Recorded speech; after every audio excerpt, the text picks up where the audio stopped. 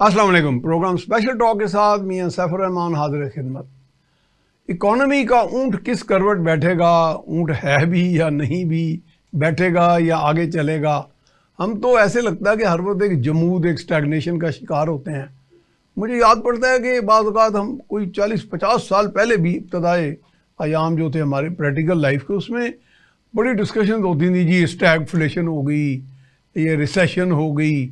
दुनिया के ममालिक कई मराहल से गुजरते रहे हैं और हम तो मुतवातर गुजरे ही जा रहे हैं ऑन स्टीप डिक्लाइन, नीचे नीचे नीचे। क्या एक पूरा स्ट्रक्चर होता है दुनिया में, पॉलिटिकल एग्जेक्टिव्स आते जाते हैं, कोई ट्रंप आ जाता है, कोई बाइडन आ जाता है, कोई हमारे यहाँ खान आ जाता है, कोई शरीफ आ जाता है, कोई जरदारी आ जाता है। लेकिन कहने का मकसद है कि एक ढांचा होता है टेक्नोक्रेट्स का भी, और आपका एक पूरा सिविल सर्विसेज का एक पूरा निज़ाम होता है। वो निज़ाम कहाँ पे एग्जिस्ट करता है? क्या वहाँ पे कोई क्या वो भी कोई हिज मास्टर्स वॉइस और हर मास्टर्स वॉइस पे चल रहे हैं कि जिन्होंने कहा यार इस तरह के इधर खाता इधर पूरा कर दो, यहाँ से किक बैक से इधर कर दो, ये मनसूबा बना लो, इसमें कितनी बचत होगी। तो कुछ हमारे यहाँ एक लॉपसाइडेड हैज़र्ड निज़ाम गवर्नेंस दिखाई देता है। तो हम चाह रहे थे इसमें फिर रिफॉर्म्स भी बड़े आए। कभी doctor Ishrat Hussain governing the ungovernable बना लेते हैं, कोई रिफॉर्म्स कोई और आ जाता है, लेकिन किसी तरफ कोई बात आगे कोई हौसला अफजा दिखाई नहीं देती। तो आज हमने फिर दावत दी है कि ऐसी शख्सियत को जो पाकिस्तान के बल्कि दुनिया में बड़ा नाम कमाया, उन्होंने मारूफ इकोनॉमिस्ट हैं और उनका पॉलिटिकल इकोनॉमी और हमारे सोशो इकोनॉमिक पॉलिटिकल इश्यूज़ पे भी बड़ी गहरी नज़र है, और वो हमें स्काइप पे ज्वाइन कर रहे हैं। मेरी मुराद है जनाब डॉक्टर प्रोफेसर डॉक्टर कैस असलम। डॉक्टर साहब, हम आपको वेलकम करते हैं। डॉक्टर साहब, आपका स्टूडियो में दीदार होता तो क्या ही बात थी, लेकिन बहरहाल कोई मसलहत के तहत हमने आपको स्काइप पे में देर हो जानी थी, लेकिन मैं मसलहत पे इतना बिलीव नहीं करता, लेकिन बहरहाल हमने कहा चलें। अच्छा डॉक्टर साहब, ये आपने प्रोग्राम के पहले बड़ी उम्दा बात की। मैंने आपको पूछा कि मईशत का ऊँट किस करवट बैठेगा, तो आपने कहा ऊँट तो है ही नहीं। तो जनाब, ये हम वाकई कोई हमारे यहाँ ऐसा निज़ाम नहीं है सोचने का, अपडेटिंग का, इंटेग्रेशन का, कोई समझ नहीं आ रही कि how where are we heading जनाब। शुक्रिया मियां साहब। बात ये है कि हमने जो निज़ाम इनहेरिट किया था ईस्ट इंडिया कंपनी से और बरतानी सरकार से, उसको ही बहुत कम चेंजेस करके हमने आगे लाने की कोशिश की। और आपने देखा होगा कि हमारी इंस्टीट्यूशंस जो हैं, जो उन्होंने बनाई थी, उनमें भी बहुत खराबी हुई। रेलवे को आप देख लें, जुडिशरी सिस्टम को देख लें, क्राइसिस पे क्राइसिस है। असल में जो मैंने देखा है, शायद अग्री आप करें या ना करें, कि वो जो हम आजकल सब कह रहे हैं एलीट कैप्चर, जी जी जी, वो एक खास किस्म की फैमिलीज हैं जो अयूब खान के ज़माने से ही मुख्तलिफ तरीके से मईशत पे हावी हैं, और अभी भी पॉलिसीज उनके बाहर नहीं जाती। वो जो छोटे किसान हैं या छोटे जो हैं जिम्मेदार या छोटे कारोबारी, उनको तो आगे आने ही नहीं देते। आर्थिक सिस्टम जो है वो भी माफिया बन के रह गया है, निचोड़ता है किसानों को। यहाँ बिजली का निज़ाम जो बना दिया, टैक्स का निज़ाम जो बना दिया, बैंकिंग का निज़ाम जो बना दिया, इनके अलावा कोई अब बड़ी 1% जो प्रोग्रेसिव इंडस्ट्री है जो एक्सपोर्ट करती है, उसके अलावा तो आपने देखा होगा कि मुमकिन ही नहीं है। ये यंग लोगों ने आईटी के थ्रू करने की कोशिश की है, स्टार्टअप्स, मगर वहां भी उनके ऊपर एक्सपोर्ट टैक्स लगाए हुए हैं।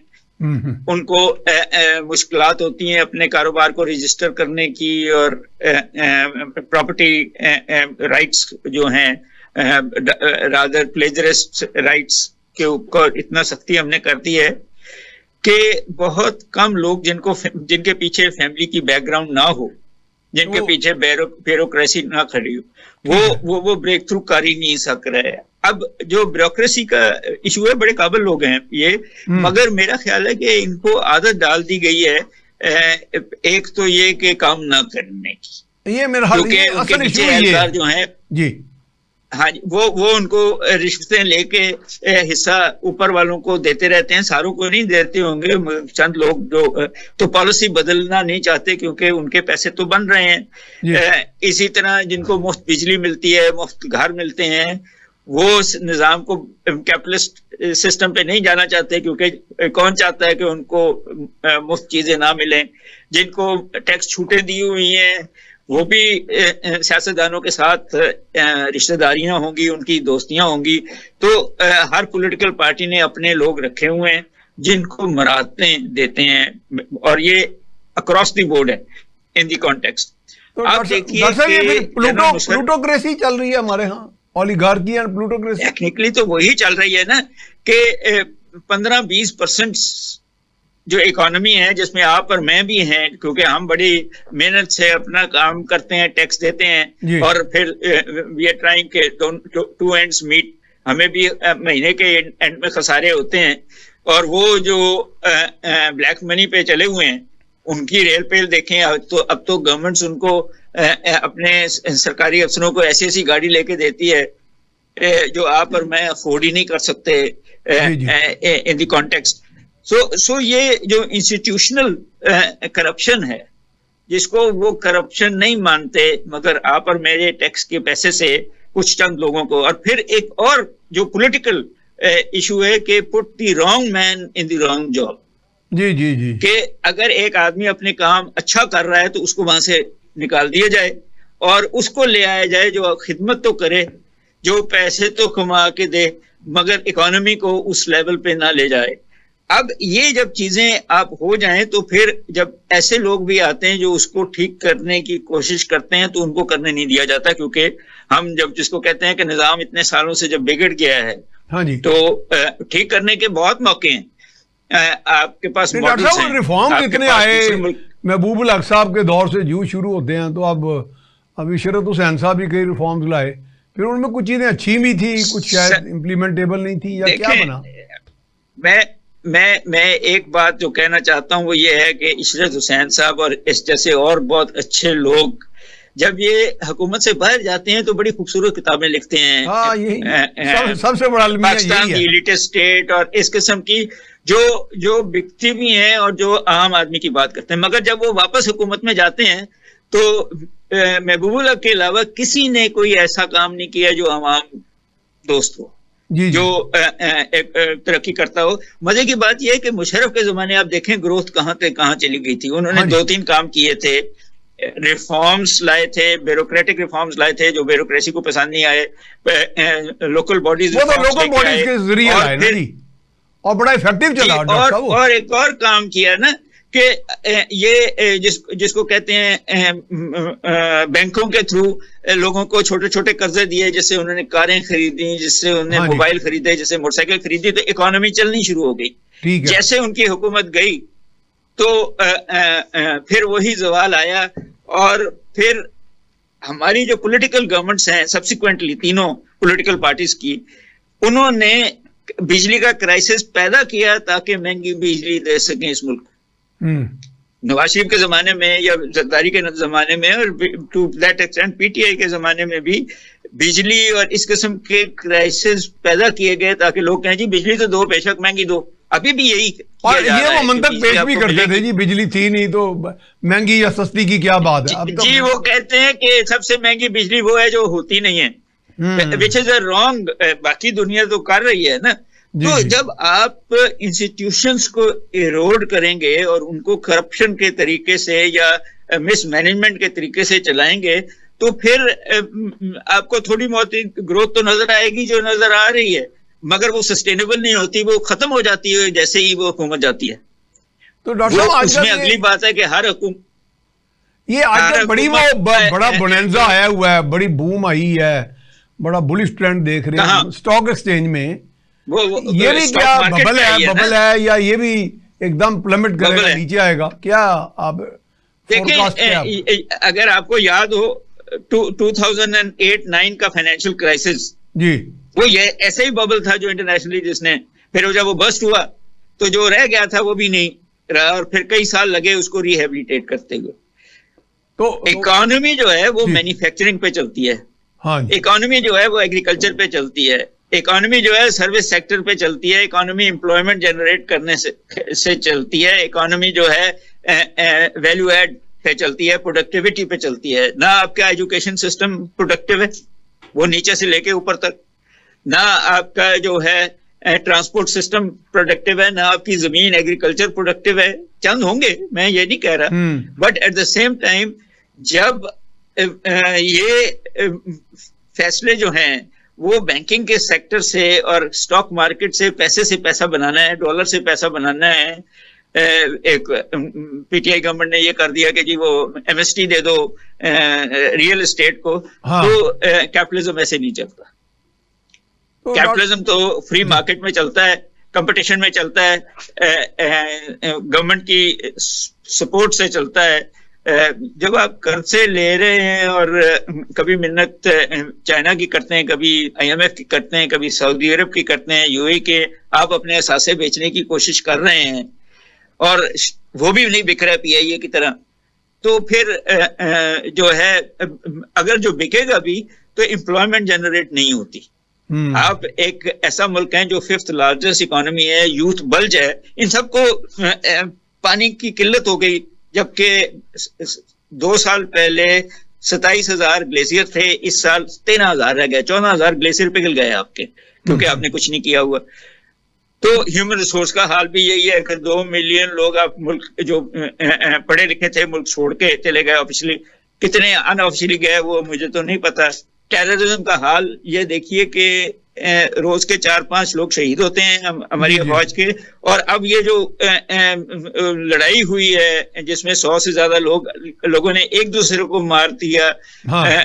इस्लामाबाद में जो गवर्नमेंट कहती है 10 मरे हैं, पीटीआई कहती है 12 मरे हैं। जी। तो मरे हैं ना जी डॉक्टर साहब, मरे तो एक भी बंदा इन हालत में एक बंदे का भी मरना इंतहाई अफसोसनाक है। फिर वो तो एक बंदे का तो तस्वीर आ गई ना कि छत से वो कंटेनर से नीचे फेंक दिया। कहा गया कि सवाल ये नहीं है, सवाल ये है कि ये सारी चीजें अनरेस्ट पैदा करती हैं ना, डिस्ट्रस्ट पैदा करती हैं, डिसऑनेस्टी पैदा करती हैं, और फिर लोग डिप्रेस होते हैं। आप और मेरे जैसे लोग भी डिप्रेस होना शुरू हो जाते हैं। हाँ जी। जब वो डिप्रेस होते हैं तो उनकी प्रोडक्टिविटी नीचे जाती है इन दी कॉन्टेक्स्ट, और जब वो नीचे जाएगी, आप स्टॉक मार्केट की बात कर रहे थे कि बहुत ऊपर चली गई है, वो पैसा कहाँ गया?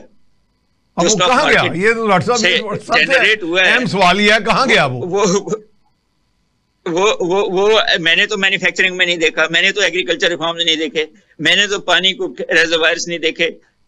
बिजली के भी वही कारखाने हैं ना जो आईपीपी इस वक्त महंगी बिजली दिए जा रहे हैं जी। और आप कैपेसिटी चार्जेस दिए जा रहे हैं, तो कहाँ है वो ग्रोथ जिसकी बात कर रहे हैं? मैं मान लेता हूं कि बैंकिंग सेक्टर में ग्रोथ होगी। अभी भी आप देखें कि 1 दिसंबर से पहले जो गवर्नमेंट के टैक्स को अवॉइड करने के लिए बैंकिंग सेक्टर ने जो कर्जे दिए हैं अमीर लोगों को, वो उसके ऊपर भी इंक्वायरी होनी चाहिए ना जी कि ये क्या है, आम आदमी को या छोटे कारोबारी को क्यों नहीं मिले, जबकि इंटरेस्ट रेट जो है 15.5% पे है। तो ये डॉक्टर साहब ये कोई मिली भगत से होता है नहीं, जब जो जितना अरसा कर्जा दिया जाता है, मेरा ख्याल तो यही टैक्सेबल नहीं होती इनकम। मेरा ख्याल तो यही है जी सर। हमारा हिस्ट्री भरी हुई है जबकि पॉलिटिशियंस और सरमायाकारों ने पैसे लेके मनी लॉन्ड्रिंग की और वो पैसे वापस ही नहीं किए जी। इन सब पे केसेस भी थे। तो ये नए, तो जिस मुल्क में अब फ्रॉडलेंट बिहेवियर नॉर्म बन जाए, हाँ, आप मुझसे पूछ रहे हैं कि इकोनॉमिक एक्टिविटी कैसे चलेगी, जनरेट होगी। आम 80% लोगों के पास तो 1,000 रुपया रोज का नहीं है। ठीक है। महंगाई वही है। मुर्गी आज कोई 400-450 रुपए की हो गई, अंडे महंगे हो गए, सब्जी महंगी हो गई, और हम कह रहे हैं कि जी इन्फ्लेशन ही कोई नहीं है। डॉक्टर साहब ये फिर कैसे कह देते हैं जी 32 पॉइंट से अब 7% पे आ गई है इन्फ्लेशन? वो किस यार्ड स्टिक पे कहते हैं ये बात? देखें, बात ये है कि इकोनॉमिक सर्वे तो हुकूमत के पास है ना, स्टेटिस्टिकल ब्यूरो तो हुकूमत के पास है ना। मुझे नहीं पता कि डेटा को फ्रॉडलेंटली पेश करने की सजा क्या है और कौन देगा। आईएमएफ देगी, तो मुझे समझ आती है। ये तो कह रहे हैं कि डेटा, मैं अभी आपको इकोनॉमिक सर्वे दिखा देता हूँ जो पिछला आया है, जिसमें इन्वेस्टमेंट नीचे गई, फॉरेन इन्वेस्टमेंट नीचे गई, गवर्नमेंट इन्वेस्टमेंट नीचे गई, प्राइवेट इन्वेस्टमेंट नीचे गई, और ग्रोथ हो गई। तो ये कैसे मुमकिन है कि इन्वेस्टमेंट नीचे जाए और ग्रोथ ऊपर हो चली जाए? चलें, मैं मान लेता हूं कि इसने जो है एग्रीकल्चर से ग्रोथ आई, मगर एग्रीकल्चर की आपने खरीदा ही नहीं। गवर्नमेंट ने कह के कि जी इतने भाव से खरीदा जाएगा और नहीं खरीदा, तो नेचुरली जो किसान है उसने सस्ता बेचा होगा, नीचे गई होगी, and at the same time अगली दफा वो अनाज लगाएगा। क्या इंसेंटिव है उसके पास? नहीं डॉक्टर साहब, जो एग्रीकल्चर मार्केट में तो प्रॉफिट, दीगर जो कामयाब इकोनॉमीज हैं उनमें एग्रीकल्चर पॉलिसी इस तरह की होती है? कोई सपोर्ट प्राइस हुकूमत मुकर्रर करे या इस तरह होता है कोई वहां पे मैकेनिज्म है? अमेरिका में भी करते हैं वो, ये तो नहीं है। अच्छा, बल्कि अमेरिका में तो और काम करती है गवर्नमेंट कि ये फूड खरीद के, अनाज खरीद के डंप कर देती है समुद्र में, ठीक है, ताकि आर्टिफिशियल सप्लाई कम हो जाए डिमांड से। तो वहां भी किया जाता है, जब इसको हम स्टेट कैपिटलिज्म कहते हैं इन दी कॉन्टेक्स्ट। तो but at the same time आम आदमी का हालात वो बुरा नहीं करते। वो कहीं ना कहीं जॉब ब्यूरोज भी उन्होंने खोले हुए हैं, कहीं ना कहीं सोशल सिक्योरिटीज भी वो देते हैं, कहीं ना कहीं जो ओल्ड एज पेंशन भी देते हैं। हम तो अभी ओल्ड एज को 50, रिटायरमेंट को 55 करना चाह रहे हैं। दूसरी तरफ हम ज्यादा करना चाहते हैं कि कहीं ना कहीं वैसे 55 जो है उससे ये होगा कि प्राइवेट सेक्टर को अच्छे लोग मिल जाएंगे। But at the same time मेरा ये ख्याल है कि जो निकम्मे लोग हैं आपकी गवर्नमेंट में, उनको गोल्डन हैंडशेक दे के फारग किया जाए। ये पेंशन क्यों देते हैं? मुझे एक बात याद दिला दी, उनको रखें, मैं नाम नहीं लूंगा, आप जानती हैं उनको बड़ी अच्छी तरह। मतलब कोई बंदा रिटायर होता है, कोई सेक्रेटरी या कोई चीफ सेक्रेटरी, कोई एडिशनल सेक्रेटरी, वो बड़ी जल्दी से उनको वर्ल्ड बैंक एग्जीक्यूटिव डायरेक्टर बना देता है। ये चक्कर क्या है वैसे कि वर्ल्ड बैंक का हमारी ब्यूरोक्रेसी से बराह रास्त क्या रिश्ता है? सर, बात ये है कि जब वर्ल्ड बैंक और IMF के 50 साल हुए थे 1944 से आप गिन लें, तो अमेरिका और यूरोप अब इन इंस्टीट्यूशंस को खत्म करना चाहता था। ठीक है। तो वर्ल्ड बैंक ने 12 इकोनॉमिस्ट हायर किए जिन्होंने कन्विंस किया कि ये रहने चाहिए, और वो 12 में से 8 पाकिस्तानी थे और 4 इंडियंस थे। अच्छा, हमें जरूरत, हाँ, ये लिंकेज है जो ये इसका ये कारनामा भी है वैसे डॉक्टर साहब कि आपने वर्ल्ड बैंक को जिंदा रखा है। बहुत बड़ा कारनामा है। अच्छा, हाँ जी, ताकि हमें वो ये जो डेट है थर्ड वर्ल्ड का, इसके बारे में कैमरॉन ने ये कहा, होते थे इंग्लैंड के डेविड कैमरॉन, यूके के। जी, अब शायद अब इस पिछली गवर्नमेंट में वो भी बने, फॉरेन मिनिस्टर भी बने। जी जी, उन्होंने कहा कि third world debt is looting the taxpayer money of poor of the rich country and maintaining the lifestyle of the rich in poor countries. ये खा जाएंगे ये लोग उस पैसे को, और हमारा टैक्स बड़ी वैसे उन्होंने बड़ी बात फिलोसफिकल अंदाज में कह दी, बहुत बड़ी बात कह दी मैं की है। हाँ, तो ये तो फिर आपके लोग जब वहां जाएंगे, आपकी ब्यूरोक्रेसी में उनको भी पता है ना किनको लेना है, तो फिर आप को वो डिक्टेट करेंगे वन वे और दी अदर। आपकी मतनियात क्या है, आपकी पॉलिसी क्या है, ये सारा कुछ ये लोग उनको बताएंगे, क्योंकि इनके हाथों से सारे ये डॉक्यूमेंट्स गए हैं। तो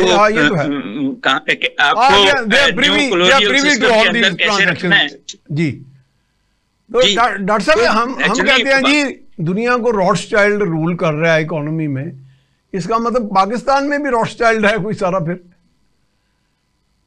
होंगे? डॉक्टर साहब, मैं ब्रेक के बाद आपसे यही सवाल का जवाब लूंगा। हम जा रहे हैं ब्रेक पे जी, हम जा रहे हैं ब्रेक के बाद दोबारा हाजिर खिदमत होते हैं जी। Welcome back. हमारे साथ मौजूद हैं मारूफ माहिर इक्तिसादियात जनाब डॉक्टर कैस असलम साहब। डॉक्टर साहब, अभी आपने बात की ये एमनेस्टी की और हर गवर्नमेंट देती रही। एक थोड़ी सी रिसर्च आई थी कि एमनेस्टी नॉर्मली ऐसे भी हुआ है कि बड़े बड़े जो हमारे यहाँ मगरमच्छ हैं, जो तकरीबन तमाम इदारों में मौजूद हैं, उनको बुनियादी तौर पे मकसद होता है एमनेस्टी देना। तो वो बाकी लोग भी छोटे मोटे जो हमारे जैसे मातड़ साथ होते हैं उनको भी मौका मिल जाता है। क्या ऐसा ही रहा है? ये बेसिकली ये मोटिव ड्रिवन ही रही है सारी? देखें, आपको नजर आएगा, ये से 14 पीटीआई की लास्ट थी, 14th एमएसटी स्कीम। जी जी। और आईएमएफ ने बंद करवा दी। अब इसलिए नहीं आ रही, हाँ जी, क्योंकि फ्री मार्केट के असूलों के खिलाफ है। ठीक है, आपकी बात सही है कि ये आप देखें कि जरदारी साहब के जमाने में जो आई थी, उसमें बड़ी बड़ी गाड़ियां जो स्मगल हुई थी, हाँ जी, उनको माफ किया गया था टैक्स। जी जी। नवाज शरीफ का जमाने में कई आई हैं। और डॉक्टर साहब कतक लम्बी उस दौर में तो सुना है एक रात के एसआरओ जारी होते थे और अगले दिन वो एसआरओ वापस कर लिए जाते थे कि उसके दौरान वो जो काम करना होता वो काम कर लेते थे। ये तो वो दिखा रहा है ना आपको कि अपने ही कुछ लोगों के थ्रू अपने पैसे बनाने थे जी, या टैक्स बचाने थे। और ये जो रियल एस्टेट को भी दी गई। अब मुझे जो प्रॉब्लम ये है कि आप और मैं जो सारी उम्र हमारा टैक्स कट जाता है और बहुत टैक्स देते हैं, हमें तो कभी किसी ने एमएसटी नहीं दी। हाँ तो ये जो ब्लैक मनी वाले हैं, ये कह के जी वाइट होगा उनका पैसा, और वो वाइट इसलिए नहीं करते कि उनको पता है अगली भी आ जाएगी एमएसटी। या तो ना कैरेट एंड स्टिक हो कि जी ये हम दे रहे हैं आपको, आइंदा नहीं देंगे, आइंदा हम फिर सारा जब्त कर लेंगे, तो फिर शायद वो पैसा बाहर निकलता। मगर इससे वही हुआ है इन 14 स्कीमों में कि वो जो बात आपने भी की और मैं भी कर रहा हूं कि अपने ही दोस्तों को और अपने दोस्तों के थ्रू अपने आप को मरातें देनी थी। कहीं आपने बैंकों के पैसे देने थे तो वो माफ हो गए, कहीं आपने जो है गाड़ियों के स्मगल गाड़ियां खरीद ले ली कहीं। और ये तोशाखाना वाला हिसाब भी तो यही है ना कि बड़े बड़ा महंगा तोहफा आता है और आप सस्ता लेके। इस दफा तो ये हुआ कि पीटीआई के लीडरों ने तो बेच दिए। अगर वो बेचे ना होते, अपने पास रखते जैसा दूसरे लीडर तो फिर जिस तरह बाकी तो, रखे बात तो किसी ने कुछ नहीं कहना था। हाँ जी, बात वहीं रह जाती। ये तो क्योंकि बिक गए और अगलों ने फिर खरीद के आपको दिए और फिर शोर मचाया तो उस पे केस हुए।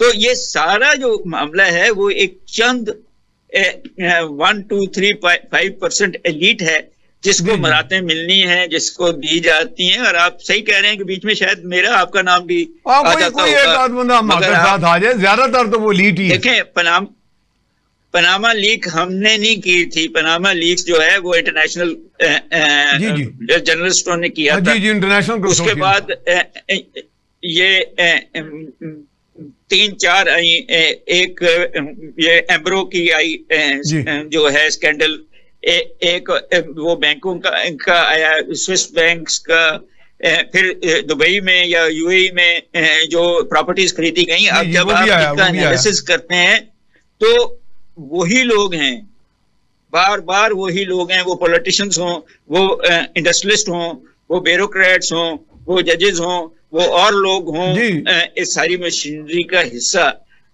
वो बिजनेसमैन हो, वही लोगों की बार बार, और यही लोग हैं जिनको एमएसटियां भी मिलती हैं। ये और बात होगी कि हर पॉलिटिकल पार्टी जो है अपने दोस्तों को ज्यादा एमएसटी दे देती होगी, मगर कौम को इसमें कुछ नहीं कभी फायदा हुआ। बल्कि अगर आप देखें तो 2 रुपए की रोटी जो है उसमें भी कुछ लोग अमीर हुए।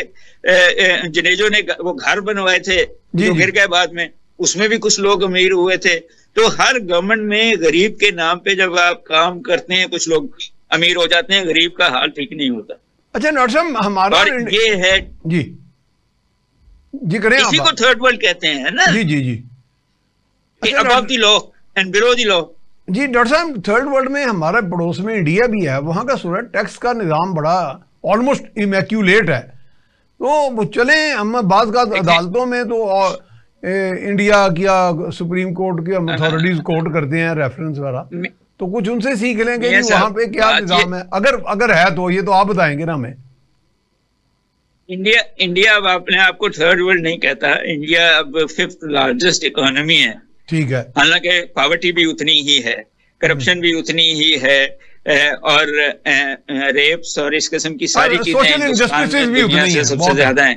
ठीक है। मगर दुनिया की सबसे बड़ी पॉपुलेशन भी उन्हीं की है। But at the same time उनका जो कैपिटलिस्ट सिस्टम है, उनका जो एजुकेशन सिस्टम है कैपिटलिज्म के साथ, उनके जो आप देखिए एक जमाने में उनकी प्राइम मिनिस्टर भी जो गाड़ियां इस्तेमाल करते थे आज डिफरेंट होंगे, मगर वो जो एक बेस बनाया मनमोहन सिंह ने, जी, जी। और जिसके ऊपर ये गवर्नमेंट ऐश कर रही है, वो सारे लवाजमात हैं जिसमें मॉडर्न कैपिटलिस्ट, और उनके पास दो बड़े इकोनॉमिस्ट हैं जो एक दूसरे से लड़ते भी हैं, अमर्त्य सेन जो प्रो पीपल है, जी, जी। और भागवती जो प्रो कैपिटलिस्ट है, और ये दोनों एडवाइस करते रहते हैं। मनमोहन सिंह को अमर्त्य सेन ने एडवाइस किया, और जो है भागवती इस गवर्नमेंट को एडवाइस कर रहा है, और वो फिर मानते हैं वो सारी चीजें। हम तो जो इकोनॉमिस्ट बाहर से हम लेना चाहते हैं उस पर इल्जाम भी लगा देते हैं कि वो मुसलमान ही नहीं है या किसी और फिरके का है। हमने अपने साइंसदानों को इस मुल्क से बाहर निकाला, हमने अपने जो है जिसको भी नोबेल प्राइज मिला या दुनिया का मिला वो फिर पाकिस्तान नहीं आ सका। नहीं डॉक्टर साहब, अब जब तो हमारे तो कायदे आजम ने, बल्कि हमारा दीन भी, हमारा फेथ भी सबको साथ लेके चलने का हमें मैसेज देता है, तो फिर उसमें ये काफर या मुसलमान की तफरीक हम क्यों करते हैं अगर कोई पाकिस्तानी है? हमशीरा पे, कायदे आजम की हमशीरा पे इस कौम ने इंडिया के एजेंट का इल्जाम लगाया। जी जी जी जी। भुट्टो को फांसी दे दी, जी, लियाकत अली खान को कत्ल कर दिया।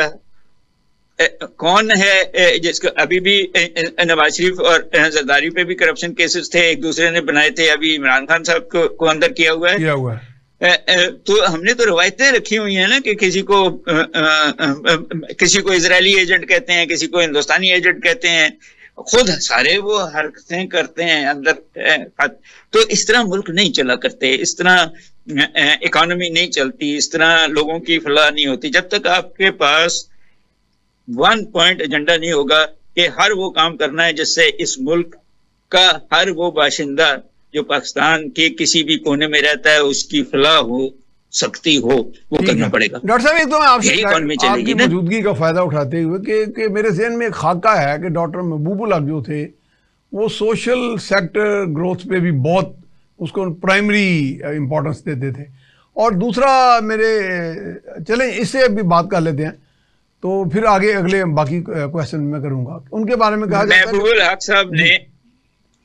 महबूबुल हक साहब ने किताब लिखी थी पॉवर्टी कर्टन। जी जी। एक्चुअली अमर्त्य सेन की जो किताब है पॉवर्टी एंड फेमिन, ये उसकी एक्सटेंशन है। अच्छा। और अमर्त्य सेन खुद कहते हैं कि ये नोबेल प्राइज महबूबुल हक को मिलना चाहिए था। अच्छा। उसके बाद इन तीनों ने, पॉल स्टीटन, महबूबुल हक और अमर्त्य सेन ने मिलकर ये ह्यूमन डेवलपमेंट इंडेक्स बनाया, जो आज भी अब इंडेक्स है कि पॉवर्टी के लिमिट को, education, health, income levels, clean water, ये सारे जो इंडेक्स है, ये जो सोशल इकोनॉमिस्ट हैं वो उस जमाने में तो माना ही नहीं करते थे कि कोई सोशल इकोनॉमिस्ट है। अब यही मैं कह रहा हूं, उस जमाने में लोग कहते जी इकोनॉमी में तो सोशल का लफ्ज शामिल ही नहीं था।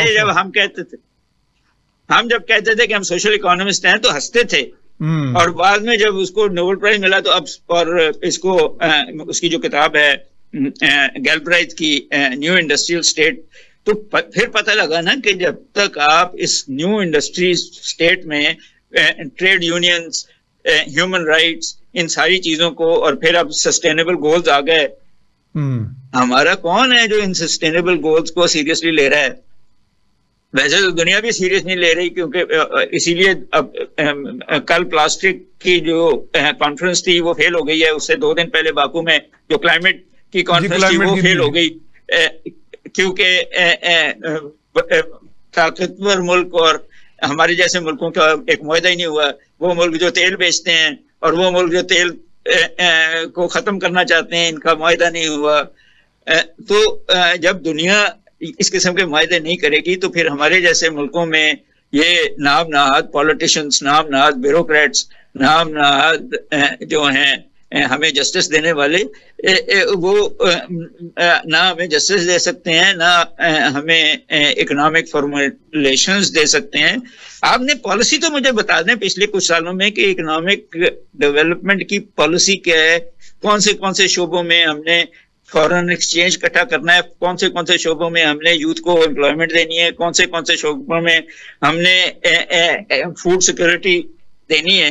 अगर ये 3 चीजें ही हमें बता दी जाएं तो यहाँ का यूथ खुद ही, और चलें आईटी की बात कर रहे हैं तो वो भी देख लें, बता दें कि कहाँ कहाँ जब आप स्लो कर देंगे इंटरनेट, बंद कर देंगे इंटरनेट वीपैन या इस किस्म को कोई केजी सिक्योरिटी के नाम पे, तो आप चाहते हैं कि इकोनॉमिकली भी आप दुनिया के साथ चलें, तो नहीं जा रहे, आप दुनिया के उल्टा तरफ जा रहे हैं। सही बात, और बड़ी मार खाएंगे उसमें। अच्छा डॉक्टर साहब, ये अभी हमने एनर्जी की भी बात की थी, तो सोलर पे लोग बहुत ज़्यादा स्विच किया लोगों ने।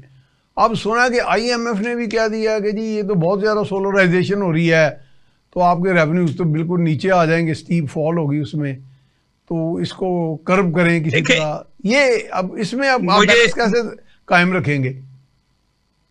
जी, मुझे जो बात समझ नहीं आई कि एक तरफ दुनिया कॉन्फ्रेंस कर रही है कि एनवायरमेंटली फ्रेंडली टेक्नोलॉजीज को लाना है और चीप क्लीन एनर्जी देनी है, और दूसरी तरफ IMF ये कैसे कह सकता है कि जी सोलर जो है, मेरा ख्याल है कि वो जो बात कर रहे हैं जो हमारे तक पूरी तरह पहुंची नहीं है, वो ये है कि हर घर की छत पे सोलर लगाने के बजाय आप सोलर फार्म्स लगाएं जिसके ऊपर से आप ग्रिड में वो बिजली दें।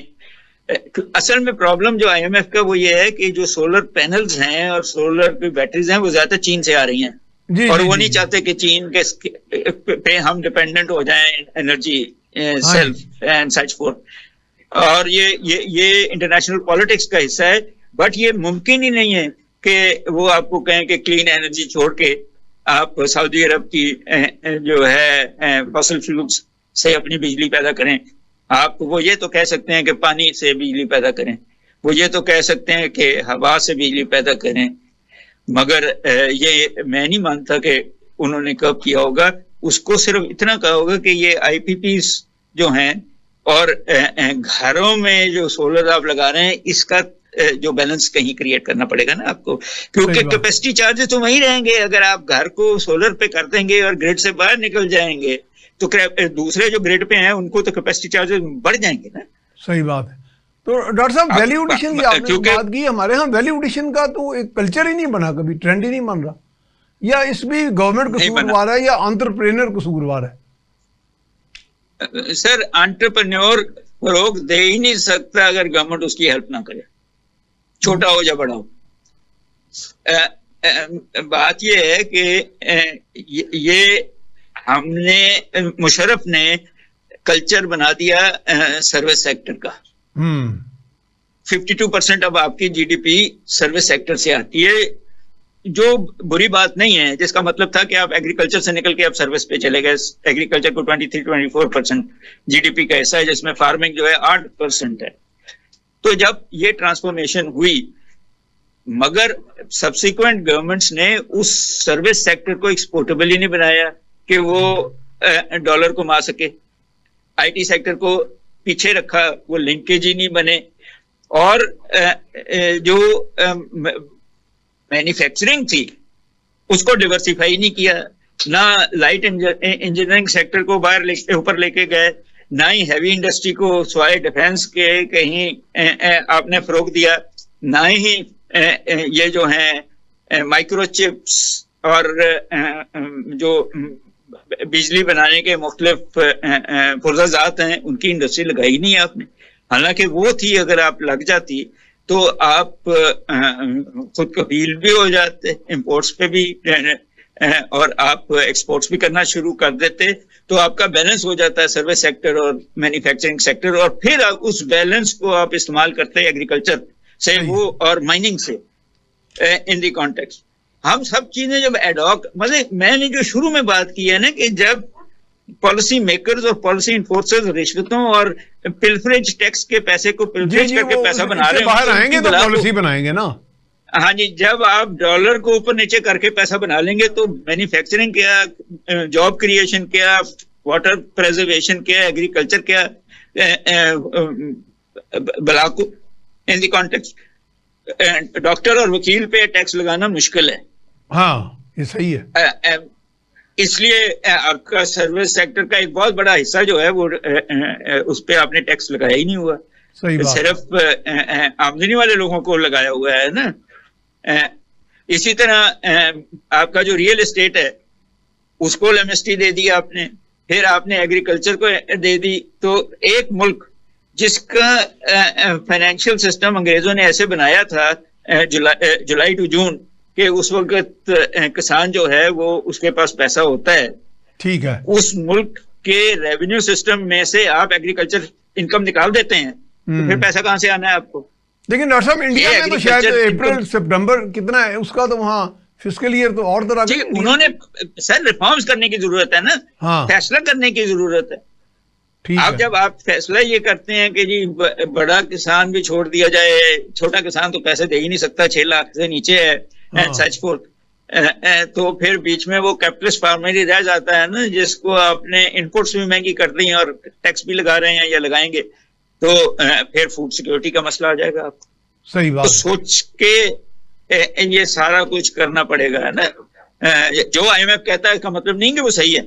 सही है। आप अपने इंडिजिनस फायदों ठीक को है। भी तो देखेंगे ना, और वो फायदे ये हैं कि आपका किसान, आपका मजदूर, आपका छोटा मैन्युफैक्चरर, आपका डिस्ट्रीब्यूशन नेटवर्क, आपका ट्रांसपोर्ट नेटवर्क, इन सबको प्रॉफिटेबल होगा तो चीजें चलनी शुरू हो तो डॉक्टर साहब हमारी एसएमईज जो और है अगर वो एसएमईज तकरीबन बैरिश नहीं हो गई? जी हमने ये देखा है कि 90% एसएमईज पहले साल में ही खत्म हो जाती हैं। अच्छा, 1% रह जाती हैं, और वो भी जबकि दुनिया में तो इसके डिफरेंट ट्रेंड है ना दुनिया में तो। जी वहां तो अमेरिका में 83% इकोनॉमी एसएमई चला रही है। हाँ, तो हमारे यहाँ हमने देखा है कि ज्यादातर एसएमई जो हैं वो डिस्ट्रीब्यूशन में है, वो बिजनेसेस में है, वो मैन्युफैक्चरिंग में नहीं है। ठीक है। सिर्फ फैसलाबाद की शायद मैन्युफैक्चरिंग में होगी, सियालकोट की मैन्युफैक्चरिंग में होगी। ये जो बेल्ट है, जो स्मॉल मैन्युफैक्चरर्स हैं वहाँ पे, मैन्युफैक्चरर्स हैं, यहाँ होगा, मगर क्वालिटी नहीं।